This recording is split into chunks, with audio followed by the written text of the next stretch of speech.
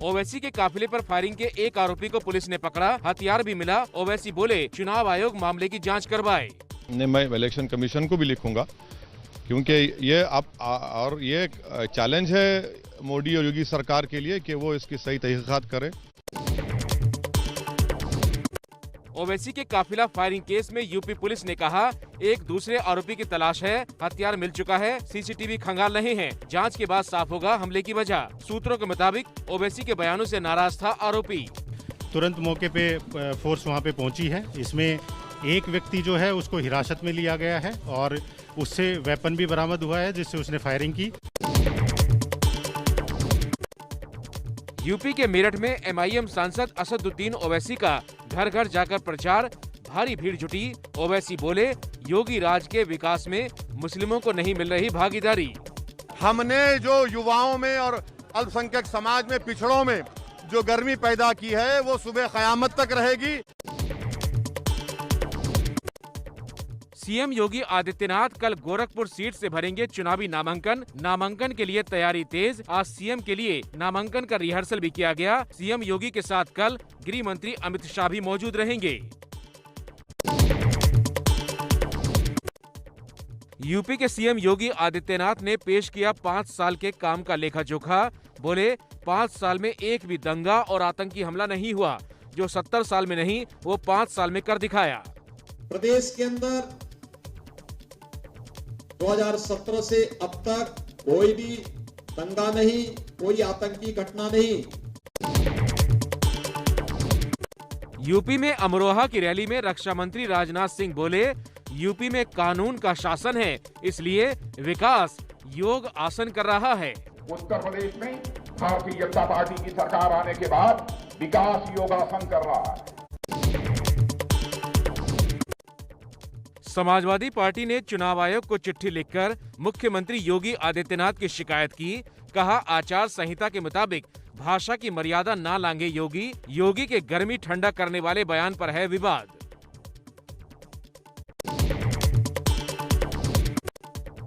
UP में कानून व्यवस्था को लेकर अखिलेश यादव ने योगी सरकार पर उठाए सवाल। पूछा बुलंदशहर कांड के आरोपी गिरफ्तार क्यों नहीं, हाथरस में कब मिलेगा इंसाफ। अनूप शहर की रैली में बोले अमित शाह अखिलेश जयंत को साथ बिठाकर करते हैं रैली। जब अखिलेश पिता और चाचा की नहीं सुनते तो जयंत की क्या सुनेंगे। यूपी में बीजेपी अध्यक्ष जेपी नड्डा का ताबड़तोड़ प्रचार। बोले राम भक्तों पर गोली चलाने वाले अब मंदिर जाकर मत्था टेक रहे हैं, विकास का काम सिर्फ बीजेपी ने किया है। मोदी जी का आशीर्वाद योगी जी के द्वारा काम किया गया, केशव जी के द्वारा काम किया हुआ विकास का काम अगर किसी ने पकड़ा है तो वो एनडीए की सरकार, भारतीय जनता पार्टी, अपना दल, निषाद पार्टी ने पकड़ा है। अखिलेश यादव बोले जो नोएडा आता है वो चुनाव जीतता है। 2011 में नोएडा से शुरू की थी साइकिल यात्रा, अब फिर नोएडा में हूँ, इस बार जीतेंगे। चुनाव में मायावती की चुनौती पर अखिलेश यादव ने कहा अम्बेडकर वादियों को समाजवादी पार्टी ज्वाइन करनी चाहिए, क्योंकि लड़ाई देश का संविधान बचाने की है। समाजवादियों के साथ अम्बेडकर वादी भी साथ आए, क्योंकि संविधान बचाना है। यूपी के डिप्टी सीएम केशव प्रसाद मौर्य ने सिराथू सीट के लिए नामांकन पर्चा भरा। नामांकन से पहले मंदिर में पूजा की। बोले यूपी में बीजेपी जीतेगी, 300 से ज्यादा सीटें। मेरा आज तो मां के दरबार में ही चरणों में प्रार्थना है कि फिर एक बार 300 पार, उत्तर प्रदेश में फिर से भाजपा सरकार।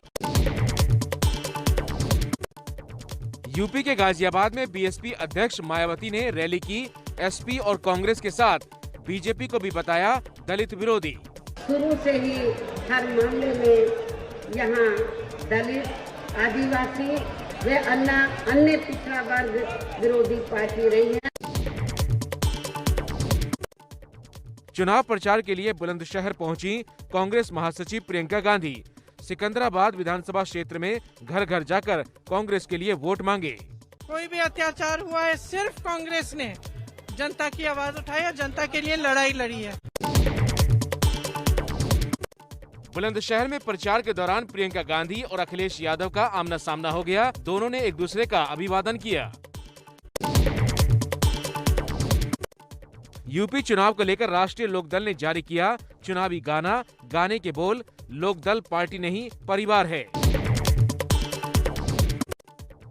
आजाद समाज पार्टी अध्यक्ष चंद्रशेखर ने कहा, गोरखपुर में मेरी लोकप्रियता देखकर बीजेपी डर गई है, इसलिए योगी का पर्चा दाखिल करवाने के लिए बड़े बड़े नेता आएंगे।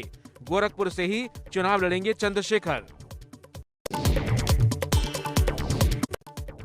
चुनाव से पहले सियासत में छिड़ा सुर संग्राम। आज यूपी बीजेपी ने नया गाना रिलीज किया। गाना है यूपी में योगी बहुत उपयोगी। मोदी सरकार पर राहुल गांधी का फिर अमीर गरीब हिंदुस्तान वाला हमला। छत्तीसगढ़ के रायपुर में राहुल बोले, बीजेपी देश को 2 राष्ट्र में बांट रही है। बीजेपी आज एक देश को 2 देशों में बांट रहा है। चमकौर शाही में प्रचार के दौरान सीएम चन्नी ने कहा, 6 फरवरी को राहुल गांधी सीएम चेहरे का करेंगे ऐलान, तब मैं राहुल गांधी के साथ मौजूद रहूंगा। 6 तरीक ਨੂੰ मुख्यमंत्री ਦਾ ਚਿਹਰਾ ਅਨਾਉਂਸ ਹੋਣਾ, ਉਦੋਂ ਨੂੰ ਇੱਥੇ ਇੱਕ ਜਗ੍ਹਾ ਇਕੱਠੇ ਹੋ ਕੇ बैठ जाना। चुनावी मौसम में माता वैष्णो देवी के दरबार में पहुंचे पंजाब कांग्रेस के अध्यक्ष नवजोत सिंह सिद्धू। जीत के लिए माता के दरबार में मत्था टेका। सिद्धू की पत्नी नवजोत बोली, पंजाब में मुख्यमंत्री कोई भी बने, सिद्धू हीरो हैं और हीरो रहेंगे। नवजोत सिंह सिद्धू हीरो है, हीरो ही रहेगा। सीएम कोई भी होवे, फर्क नहीं पैंदा। गोवा में दिल्ली के सीएम अरविंद केजरीवाल बोले, कांग्रेस और बीजेपी के कार्यकर्ता हमारी पार्टी हड़बड़ी में ज्वाइन ना करें, लेकिन झाड़ू के लिए वोट करें। 15 सालों में जब बीजेपी का राज था, बीजेपी ने स्कैम्स करने के अलावा कुछ नहीं किया। बीजेपी ने कांग्रेस वालों को प्रोटेक्ट करने के अलावा कुछ नहीं किया। बुलंदशहर में सुरक्षा कर्मियों से लालू के दामाद राहुल यादव की नोकझोंक। अखिलेश जयंत की प्रेस कॉन्फ्रेंस से सुरक्षा कर्मियों ने लालू के दामाद को बाहर निकाला। बीजिंग में विंटर ओलंपिक का राजनयिक बहिष्कार करेगा भारत। गलवान झड़प में शामिल चीनी सैनिकों को टॉर्च बेयर दिखाने के विरोध में फैसला। डीडी स्पोर्ट्स भी लाइव नहीं दिखाएगा ओपनिंग और समापन सेरेमनी।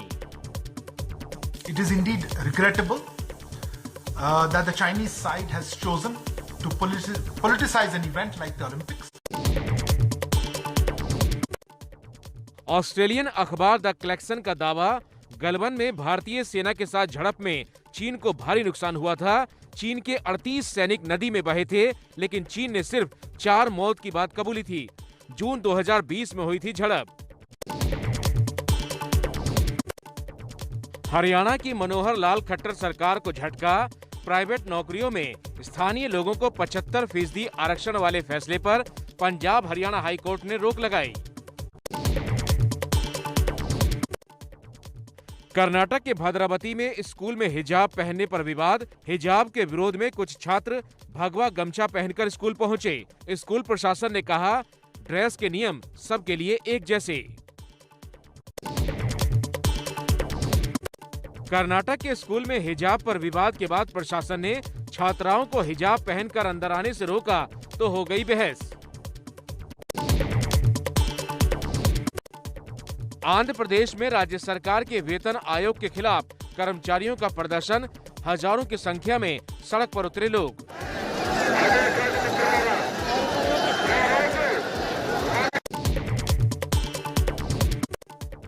पटना के बाल सुधार गृह में कैदी के आरोप से हड़कंप मचा। अधिकारियों पर यौन शोषण का लगाया आरोप।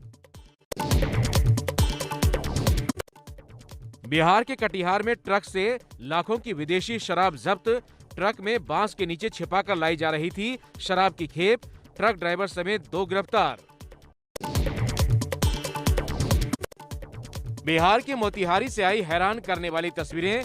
12वीं क्लास के एग्जाम के दौरान लाइट गुल हुई तो गाड़ियों की रोशनी में छात्रों ने दिया एग्जाम। हरियाणा के हिसार में पंजाब की युवती के साथ चलती कार में गैंगरेप का आरोप। मामला 30 जनवरी का बताया गया। आरोपी अब तक गिरफ्तार नहीं। देश की सबसे अमीर महानगरपालिका बीएमसी ने पेश किया अपना सालाना बजट। 45,949 करोड़ का बजट पेश हुआ है। नया प्रॉपर्टी टैक्स नहीं लगा। महाराष्ट्र में इस साल बीएमसी में चुनाव होंगे। परमबीर सिंह पर महाराष्ट्र सरकार में मंत्री और एनसीपी नेता नवाब मलिक का केंद्र सरकार पर निशाना।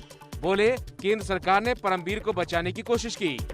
पूरे मामले को सरकार की दिशा भूल करने का काम परमबीर सिंह स्वयं कर रहे थे। हमें लगता है कि एनआईए उन्हें बचाने का काम कर रही है।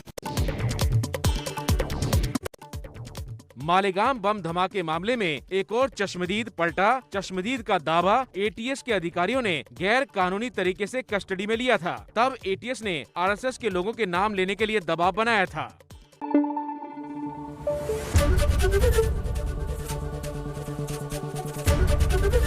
एबीपी न्यूज आपको रखे आगे।